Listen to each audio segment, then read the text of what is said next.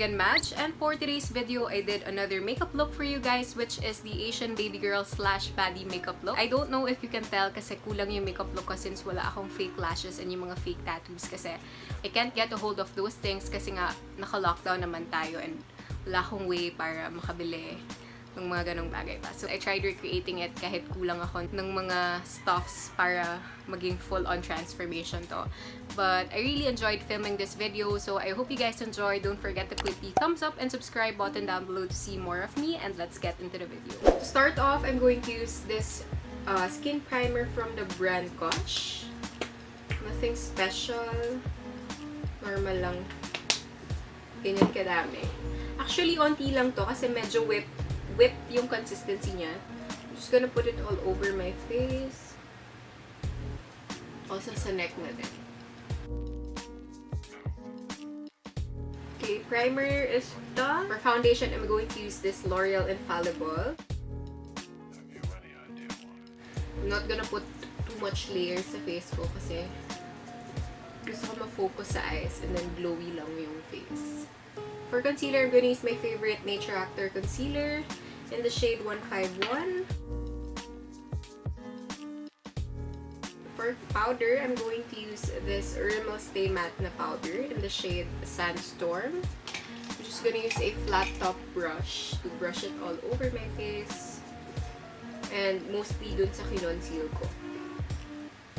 Tap-tap lang dun sa may mga concealer para hindi siya mag-brush off or mag-sheer out. By the way, sorry guys if napapansin nyo na nag-change yung lighting sa room ko or sa background ko. It's because I'm not using my ring light. I'm just using the natural light from my window kasi sayang sa kuryente. And mainit na rin kasi ayoko na tumapat sa light pa. For baking, I'm going to use this Nichido Final Powder in the shade Ivory Glow. For contour, I'm just gonna use my Ulta Contour Kit.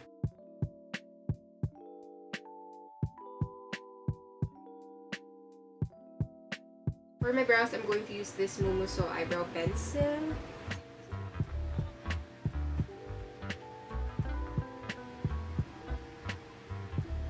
So for my eyeshadow, I'm going to use this Morphe 350 eyeshadow palette. Super ganda ng color selections niya. Nandun na lahat ng kailangan nyo for this kind of makeup look. I'm going to use this light brown shade for my transition shade.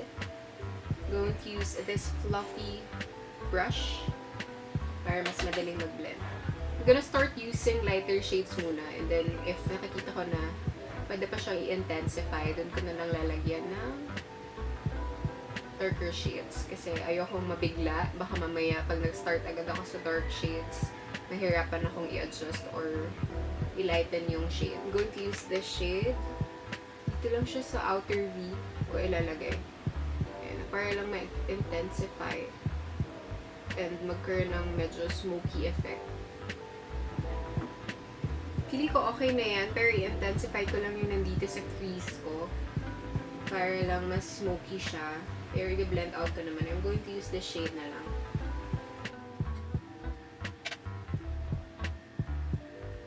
I'm okay with my eyeshadow na. I'm just gonna highlight my brow bones para mas maging defined yung eyebrows ko. I'm going to use this Caroline highlighter in the shade Front Seat.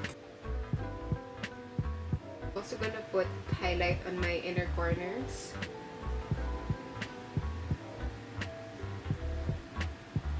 Of course, no ABG makeup look or Baddie makeup look is complete without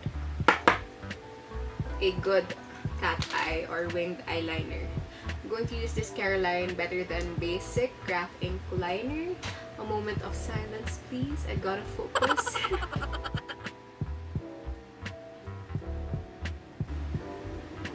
Hindi sila pantay.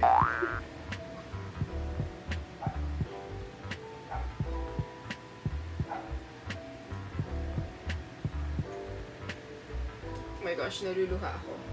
Pero okay na yan.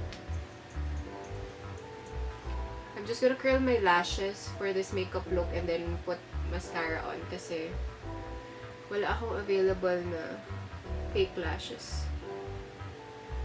For my lashes, I'm going to use this Brooklyn and Bailey Lash Next Door. gonna brush the excess loose powder on my face. For my blush, I'm going to use this Ashley Shine Organic na blush.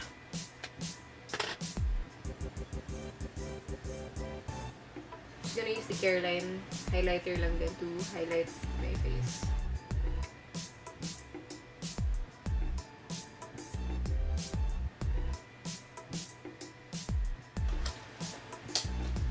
Nude nuance para medyo tan.